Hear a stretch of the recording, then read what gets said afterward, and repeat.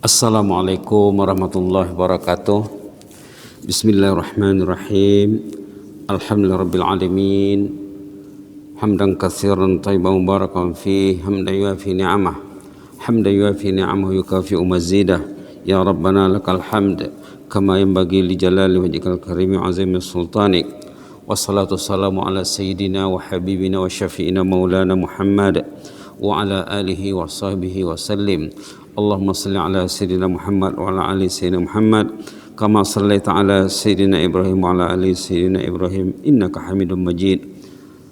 Wa sallim tasliman katsira adada khalqihi ta'ala wa rida nafsihi wa zinata arsyihi wa midada kalimatihi kama yuhibbu rabbuna wa yarda wa man tabi'ahum bi ihsan ila yaumiddin. Rabbi shrah li sadri wa yassir li amri wahlul 'uqdatam min lisani yafqahu qawli. Subhanaka la ilma lana illa ma 'allamtana innaka antal alimul hakim. Subhanaka la ilma lana illa ma 'allamtana innaka antal alimul hakim. Subhanaka la ilma lana illa ma 'allamtana innaka antal alimul hakim. Rabbana anfa'na bima 'allamtana, Rabbi 'allimna alladhi yanfa'una. Allahumma zidna wa la tanqusna wa akrimna wa la tuhinna wa a'tina wa la tahrimna wa athirna wa la tu'thir 'alaina wa ardina wardana ya karim. Allahumma ighfir lana dhanbana kullah dikkahu wa jillahu wa awwalahu wa akhirahu wa alaniyata wa sirrah walhamdulillahi rabbil alamin. Alhamdulillahi rabbil alamin. Kita sama-sama bersyukur kepada Allah Subhanahu wa taala sudah selesai melaksanakan salat fardu maghrib berjemaah, satu nikmat yang tidak dapat dinilai dengan uang ringgit ya. Nikmat salat berjemaah, nikmat duduk di masjid, nikmat beriktikaf menunggu salat Isya, satu nikmat yang sangat perlu kita ingat, perlu kita sebut-sebut ya. Wa amma bi ni'mati rabbika fahaddits. Nikmat Allah itu selalu disebut supaya kita melihat besarnya nikmat Allah. Insyaallah kita masih berada di awal bulan Januari ya. Sangat sesuai sekali kalau kita merenungkan pesan Jibril kepada Rasulullah SAW. Ini pesan Jibril kepada Rasulullah SAW. Jibril yang berpesan kepada Nabi Muhammad membawa 5 pesan. Apa kata Jibril dalam hadis Imam Tabarani ya? Katanya, ya Muhammad ish ma syi'ta fa innaka mayyit. Wahai Muhammad, hiduplah sesuka hatimu, yang jelas engkau akan mati. Mengingatkan kita dengan kematian. Sesuai dengan khutbah Jumat di awal Januari lalu tentang al-qayyis mandana nafsah wa amila lima ba'dal maut. Orang yang bijak, orang yang berakal selalu bermuhasabah dan bergiat untuk melakukan amal ibadat sesudah mati. Ini pun demikian juga pesan Jibril kepada Rasulullah, ish ma syi'ta fa innaka mayyit. Hiduplah sesuka hatimu, yang jelas engkau akan mati. Kita menunggu giliran saja ya. Dunia ini sekejap. Kata ulama hidup dunia ini ibarat orang bermimpi dalam tidur. Kata ulama hidup di dunia ini ibarat bermimpi. Orang tidur dia mimpi kemudian bangun. Begitulah dunia ini. Nanti bila sudah mati baru terbangun. Sekarang mimpi. Manusia di atas bumi ini mimpi. Demikian kata ulama ya. Demikian kata ulama. Kecuali yang bergiat untuk beramal sesudah mati seperti yang dinasihatkan oleh Jibril kepada Rasulullah SAW. Kalau antum berbuat taat, menjauhi maksiat, dia bukan bermimpi, dia hidup dalam reality. Bila dia meninggal nanti, oh alhamdulillah, untung rupanya saya datang ke masjid. Alhamdulillah, untung rupanya saya baca Quran. Alhamdulillah, untung rupanya duduk di majelis ilmu. Duduk di majelis ilmu dalam hadis Qudsi, Allah Ta'ala berfirman, duduk dalam majelis zikir, dalam majelis ilmu, menghanyutkan dosa. Orang yang hidup di dunia ini kalau ingat dia akan mati, ingat dia dosa yang banyak, bisa ya baik. Yang susahnya apa? Orang itu tak ingat dia buat dosa, hari-hari dia buat dosa. Itu yang tidur tadi, yang mimpi tadi.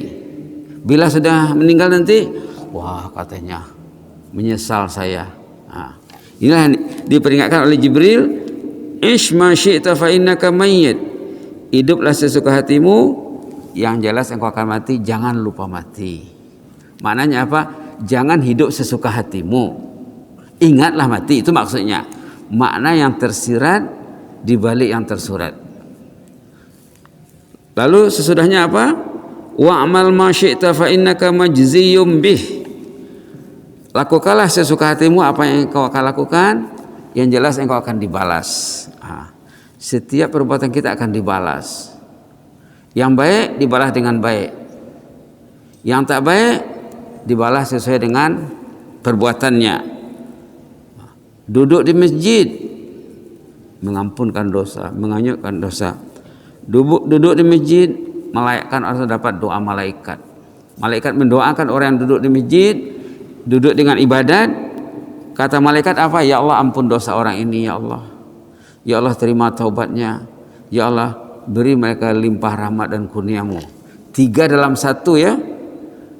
Doa malaikat kepada orang duduk dalam majelis ilmu 3 dalam 1.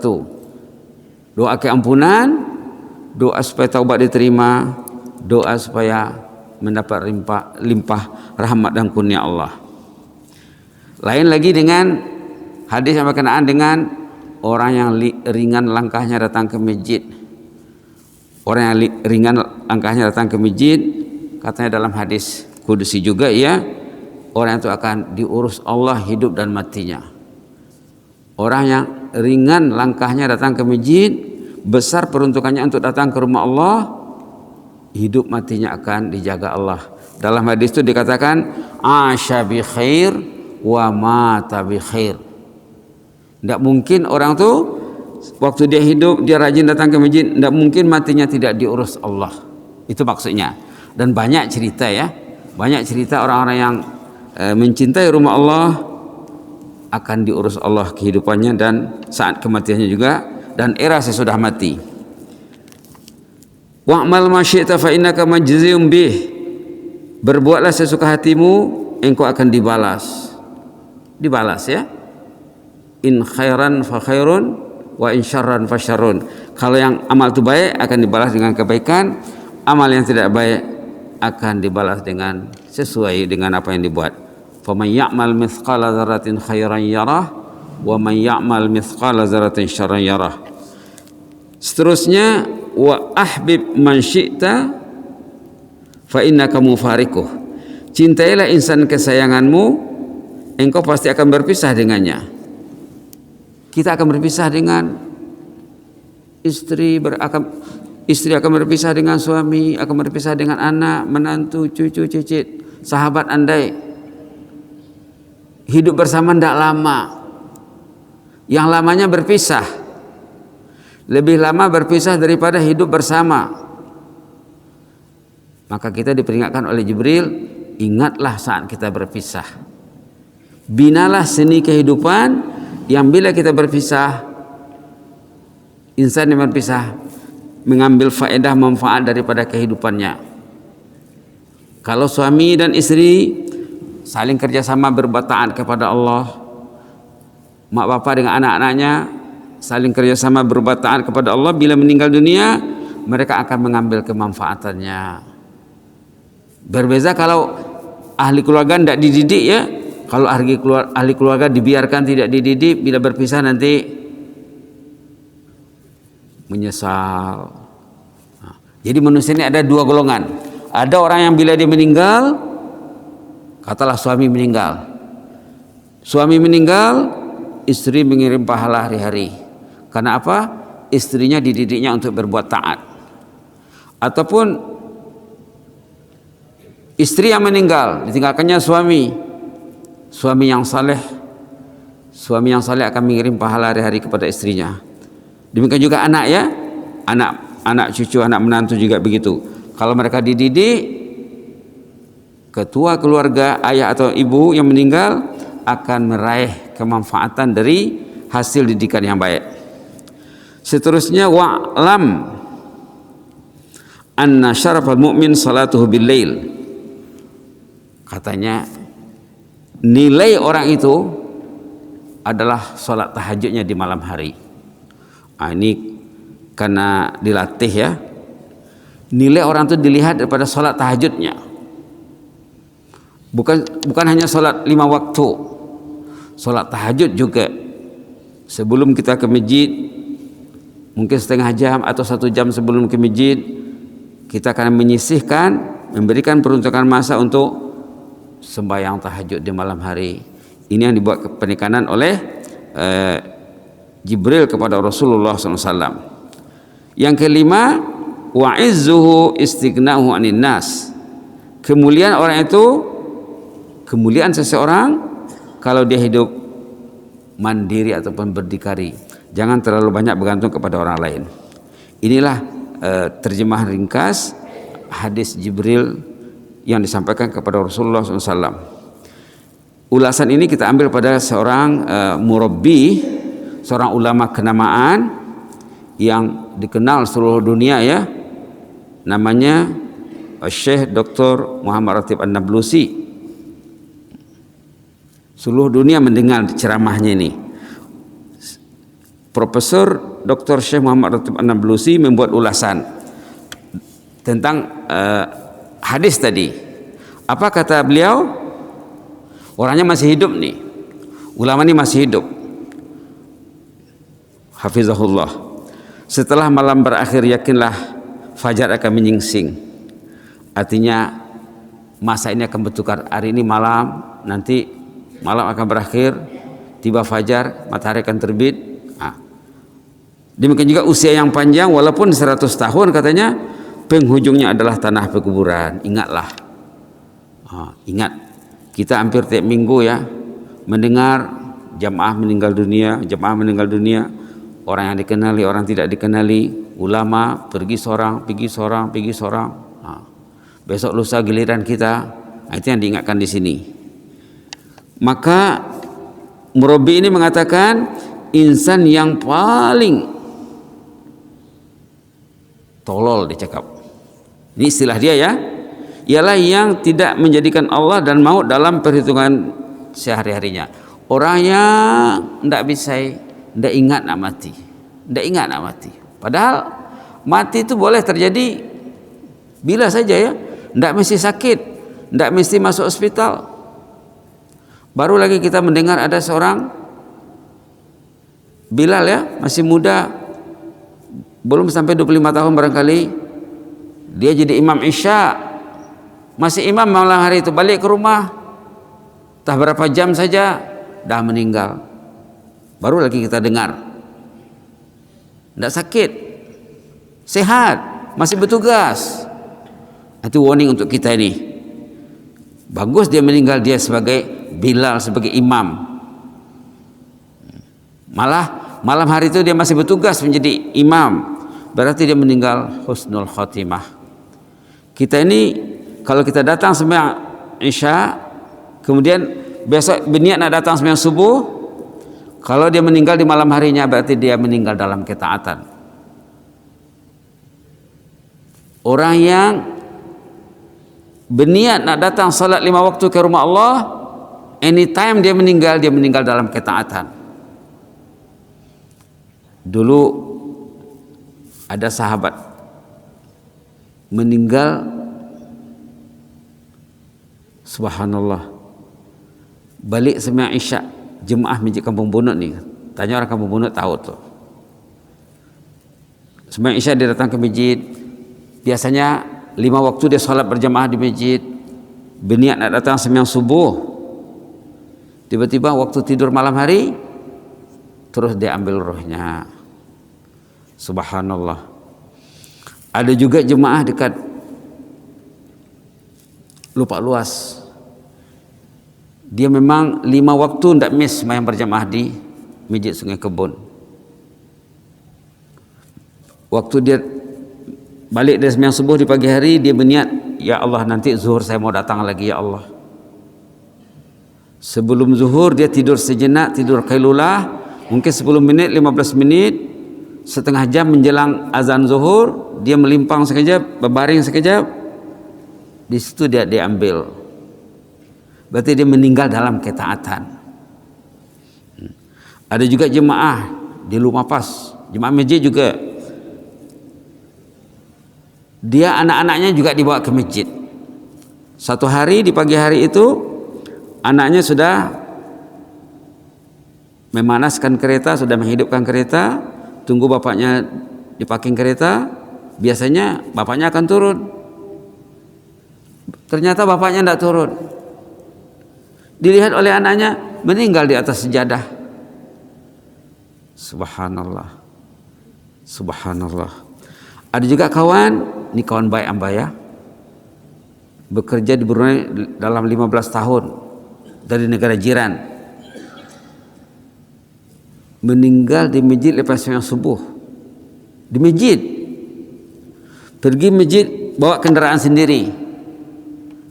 Duduk i'tikaf di masjid menunggu salat duha. Di situ ruhnya diambil. Subhanallah. Sebaik saja tamat kontrak di sini, balik ke negerinya, tidak lama dia sehat. Dan dia memang semasa kerja di Brunei memang tekun salat berjamaah, tekun sembahyang duha, rajin sembahyang tahajud, rajin baca Quran, hari-hari baca Quran. Subhanallah. Subhanallah. Subhanallah. Begitulah ya. Jadi kata Syekh ini, orang yang dicakap, kalau bahasa Arabnya aghban nas. Aghba itu tolol, orang yang tolol katanya, yang tak ingat mati. Padahal mati boleh datang bila-bila masa. Kemudian sini Syekh mengingatkan kita dengan apa? Dengan kebesaran dan kekuasaan Allah. Dicakap semasa Anda berada di pesawat, kapal terbang ya, Anda merasa tenang dan selesa meskipun Anda tidak mengenal pilot. Kita tidak tahu pilotnya siapa, Melayu kah tak Melayu kah, Islam kah tak Islam. Yang penting bila dia naik pesawat, selesa perasaannya di atas pesawat. Waktu naik ferry juga, kita tidak kenal kapten kapal,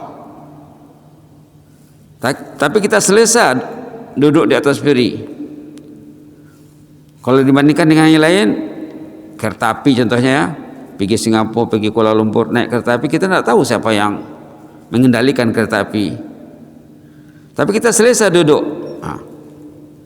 Justru mengapa Anda tidak menikmati keselesaan? Kenapa Anda tidak menikmati keselesaan jika hidup Anda memang yakin Allah pentadbir alam ini, dunia akhirat dijaganya? Alhamdulillahi Rabbil Alamin. Rabbul Alamin itu yang menjaga alam ini, yang mencipta alam, yang kontrol alam dan segala isinya. Hidup kita dari Allah, sehat, sembuh dari penyakit, Allah yang menentukan, tenaga Allah yang beri, akal Allah yang beri, nyawa Allah yang beri. Alam ini dikontrol, dijaga Allah, siang malam ditentukan Allah. Kenapa kita tidak selesa dengan Allah katanya? Kalau kita tahu alam ini ibarat kapal terbang, pilotnya Allah, yang mengendalikan Allah ini, mengendalikan alam ini Allah, yang kita sebut dalam Al-Fatihah, Alhamdulillahi Rabbil Alamin. Rabbul Alamin yang kontrol alam ini, yang menjadikan alam ini, yang jaga alam ini. Kenapa kita tidak selesa dengan Allah? Kenapa tidak selesa duduk di rumah Allah? Kenapa jika Allah memanggil ke rumahnya, ramai yang tak dengar, ramai yang tidak memenuhi panggilan Allah?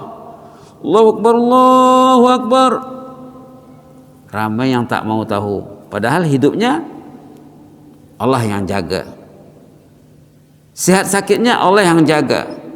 Bila Allah memanggil ke rumahnya untuk memberinya keampunan, untuk memberinya penjagaan, Tidak mau. Kenapa katanya? Berarti dia cakap Anda jelas memiliki krisis keyakinan terhadap Khalik, pentadbir, Al-Khaliqul Mudabbir. Orang yang tidak mau mendengar panggilan Allah, orang yang tidak selesa dengan panggilan Allah, yang tidak selesa duduk di rumah Allah, menghadapi krisis keyakinan. La ilaha illallah. Menghadapi krisis keyakinan. Dalam hadis sahih kita selalu mendengar ya, kadang-kadang khutbah Jumat ada disampaikan 7 golongan yang akan selamat nanti di hari kemudian. Satu diantaranya rajulun qalbuhu mu'allakun fil masajid, orang yang selesa duduk dalam masjid. Kalau dalam hadis itu orang yang hatinya terpaut di masjid katanya. Itu yang jelas selamat nanti di sana. Maka orang-orang saleh zaman dulu bila nampak masjid teringat hari kiamat. Bila nampak masjid teringat hari kiamat. Bila terdengar azan, terdengar bahang, teringat hari kiamat. Subhanallah. Subhanallah. Subhanallah. Apa kata Syekh di sini? Anda jelas memiliki krisis keyakinan terhadap Khalik pentadbir. Maka Anda sangat perlu menjadikan Allah dalam prioriti hidup Anda. Jangan seperti yang dikatakan di atas tadi, orang yang tolol katanya, yang Allah tidak ada di hatinya. Tidak ada Allah di hatinya. Tidak ada maut di hatinya. Serupa juga dengan apa yang dikatakan tadi khutbah Jumat di awal Januari ya. Mengatakan apa? Al-qayyis man dana nafsah wa amila lima ba'dal maut. Orang yang pintar, orang yang selalu bermuhasabah diri dan bergiat untuk beramal sesudah meninggal dunia. Subhanallah. Mukmin yang benar sudah masuk pada kolom 1 ya. Kolom 1 peringkat 1. Mukmin yang benar pasti mendambakan Allah dan negeri akhirat. Saat kematian dan kepergian dari alam fana ini tetap diletakkan dalam perkiraannya. Orang itu selalu ingat. Pagi hari teringat nak mati, petang hari teringat, sentiasa beringat saat kematian. Apalagi kalau dia bersolat, kalau dia membaca Fatihah, malah ia bergiat mencari redha Allah katanya. Subhanallah. Ini Syekh menceritakan dia pernah pergi ke rumah kawan, dia pernah pergi ke rumah sahabat katanya. Lalu di rumah tuan rumah ini, orang tua rumah cerita tentang rumahnya yang besar dengan kelengkapan yang serba canggih. Seakan-akan orang itu tidak ingat nak mati katanya. Ini orang ulama besar pergi ke rumahnya bertamu, tiba-tiba sampai di rumah dia cerita tentang rumahnya, tentang kelengkapan yang ada di rumah. Tak ingat dia nak mati. Padahal ulama besar datang ke rumahnya, patutnya kita bincang tentang agama yang bermanfaat dalam kehidupan ini. Kemudian Syekh itu memberi peringatan di sini. Segala pangkat kedudukan di dunia ini akan berakhir saat panggilan maut telah tiba. Kalau maut sudah sampai, apapun pangkat orang itu, apapun jabatannya, apapun gelarnya, apapun status sosialnya, tidak ada lagi. Tetap orang itu dipanggil jenazah. Segala pangkat, gelaran, lucut. Sama orang yang berpangkat yang tidak berpangkat akan lucut. Malah maut akan melenyapkan tenaga si kuat. Kalau dia tadinya kuat, tenaga sudah tidak ada lagi. Harta benda si kaya, harta tidak bermakna lagi. Kesusahan, paras muka yang cantik, kepintaran, dan segala-galanya bila maut sudah sampai, tidak ada nilainya lagi. Demikian juga berkenaan dengan penyakit. Kalau orang itu meninggal karena sakit, penyakit jasmani, bila maut sudah sampai, penyakit dah tidak bermakna lagi. Penyakit jasmani ya, penyakit jasmani bila maut sudah sampai akan berakhir.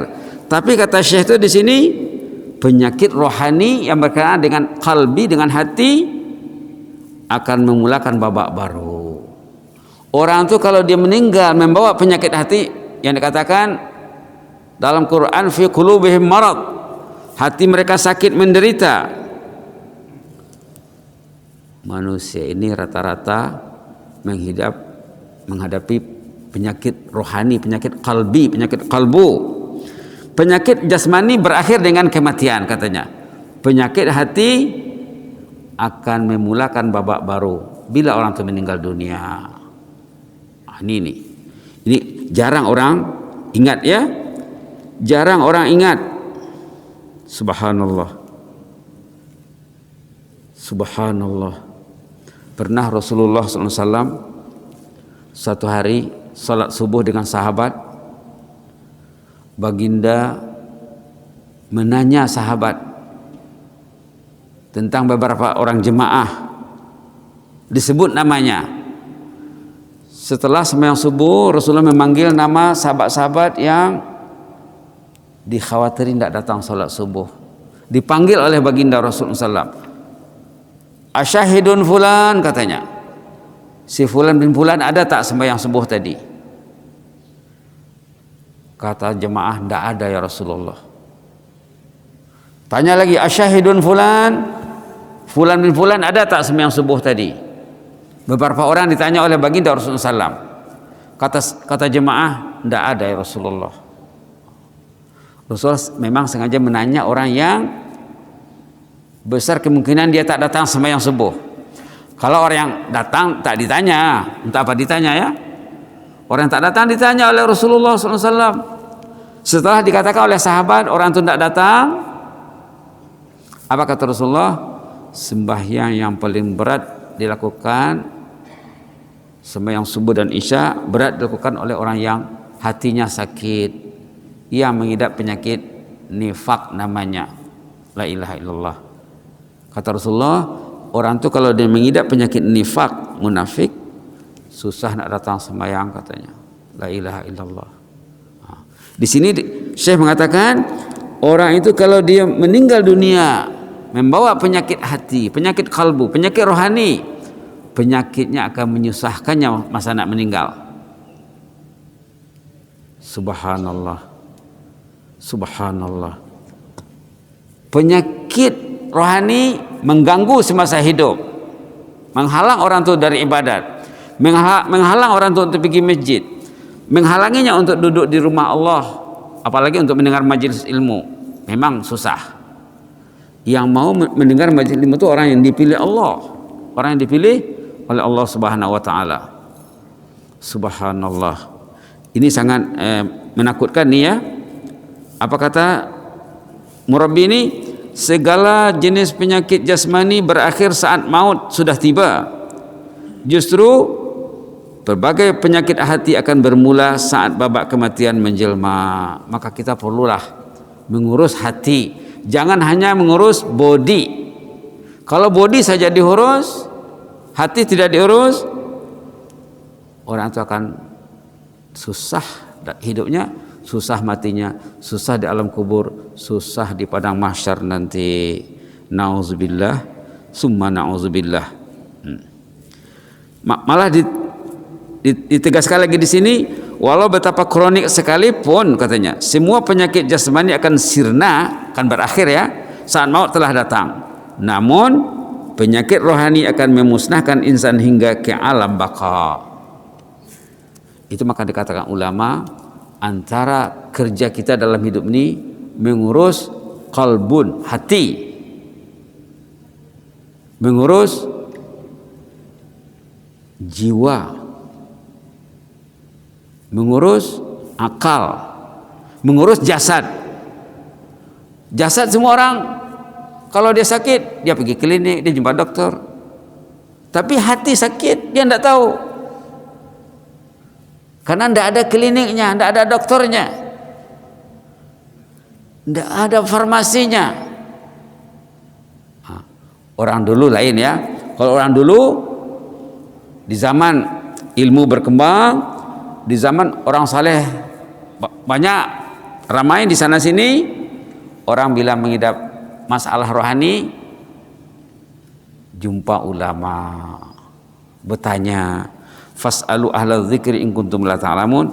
Mereka akan menanya orang ilmu, ahli ilmu kalau mereka tidak tahu ya. Kalau mereka tidak tahu.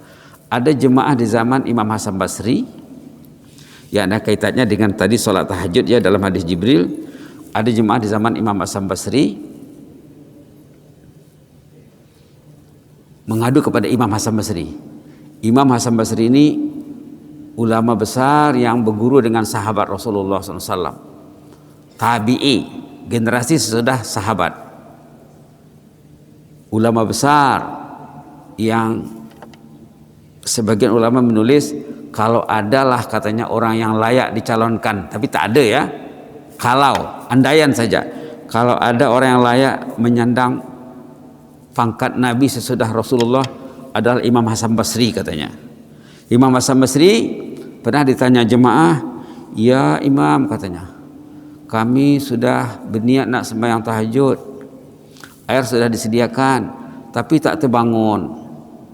Orang dulu ya, wahai Imam, kami sudah berniat nak sembahyang tahajud. Orang dulu bila nak berwudu air kena disediakan dalam bekas. Kami sudah siapkan air untuk berwudu, tapi tak terbangun. Kenapa itu? Apa kata Imam Hasan Basri? Kamu itu dibelenggu dosa yang banyak katanya. Dosa membelenggu kamu. Kamu dililit oleh dosa. Orang dulu bila ada masalah dia jumpa ulama, tanyanya, kenapa saya tidak boleh sembahyang tahajud wahai Imam? Kata Imam, dosa kamu banyak katanya. Kalau kamu berjaya meminimais dosa, memadam dosa, minta ampun kepada Allah, beristighfar kepada Allah, ketaatan itu akan ringan dilakukan. Kenapa berat berbuat taat? Karena dosa. Kenapa susah nak pegang Quran? Kenapa tak ada masa dengan Quran? Orang itu disekat oleh dosanya. Disekat oleh dosanya. Kenapa berat langkah ke masjid? Dosa. Kenapa suka berbuat benda yang sia-sia, yang tak bermanfaat? Dosa.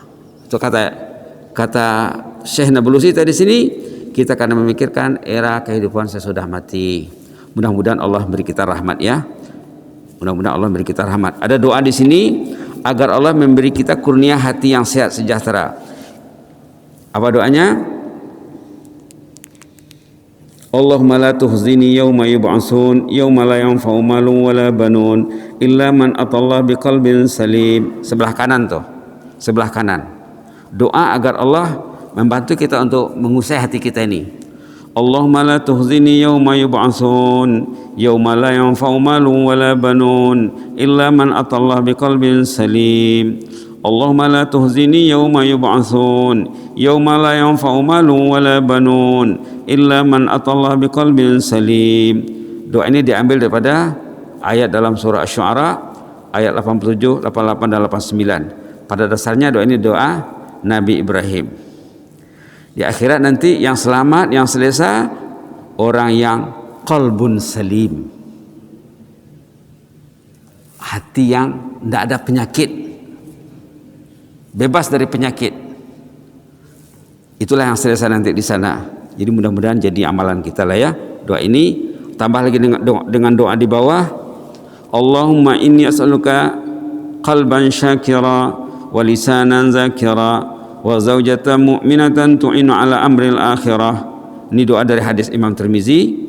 Kita meminta kepada Allah agar Allah memberi kita kurnia hati yang bersyukur, lisan yang rajin berzikir, dan pasangan hidup yang membantu kita untuk urusan akhirat. Yang dalam kurungan itu untuk dibaca oleh istri, yang di luar kurungan dibaca oleh suami. Wa zaujatan mu'minatan tu'inu ala amril akhirah dibaca oleh suami. Wa zaujan mu'minan yu'inu ala amril akhirah dibaca oleh istri. Dalam hadis itu pada dasarnya doa ini untuk dibaca oleh suami sebenarnya. Tapi kalau boleh juga dibaca oleh istri, tapi karena ditukar sedikit, digantikan yang di dalam kurungan, digantikan tempat yang berbaris itu ya. Boleh kita baca, Allahumma inni as'aluka qalban syakira wa lisanan zakira wa zaujatan mu'minatan tu'inu ala amril akhirah. Allahumma inni as'aluka qalban syakira ولسانا ذاكرا وزوجة مؤمنة تعين على أمر الآخرة اللهم إني أسألك قلبا شاكرا ولسانا ذاكرا وزوجة مؤمنة تعين على أمر الآخرة. Kalau dibaca oleh si istri, Allahumma inni as'aluka qalban syakira wa lisanan dzakira wa zawjan mu'minan yu'inu ala amril akhirah. Untuk dibaca istri zaujan ya, dibaca suami zaujah. Ya mujibas sa'ilin, mudah-mudahan Allah mendengar doa kita. Amin rabbal alamin. Mudah-mudahan kita selalu dalam rahmat Allah, dalam limpah kurnia Allah, dalam keampunan Allah, dalam doa malaikat. Amin rabbal alamin. Allahumma zidna wa la tanqusna wa akrimna wa la tuhinna wa a'tina wa la tahrimna wa athirna wa la tu'sir alaina wa adina wa rada'na ya karim. Allahumma hafaz sultanana wa iyana wal muslimin. Allahumma hafaz sultanana wa iyana wal muslimin. Allahumma hafaz sultanana wa iyana wal muslimin wan nas ajma'in.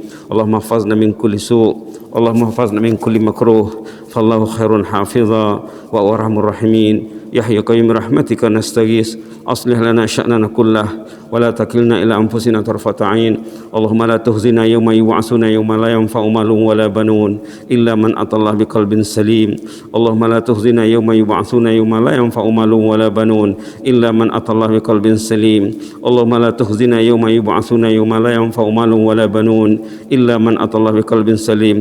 Allahumma sallim qulubana, Allahumma tahhir qulubana minan nifaq wa a'malana minar riya wa alsinatana minal kadzib wa a'yunana minal khiyanah ya mujibas sa'ilin ya akramal akramin ya hayyu qayyum rahmatika nastaghis wa sallallahu ala Muhammadin wa ala alihi washabihi wasallam walhamdulillahi alamin. Jazakumullahu khairan barakallahu fikum. Inni uhibbukum fillah wa astaudiukumullahu alladzi la tadi'u inda wada'i'u. Wassalamu alaikum warahmatullahi wabarakatuh.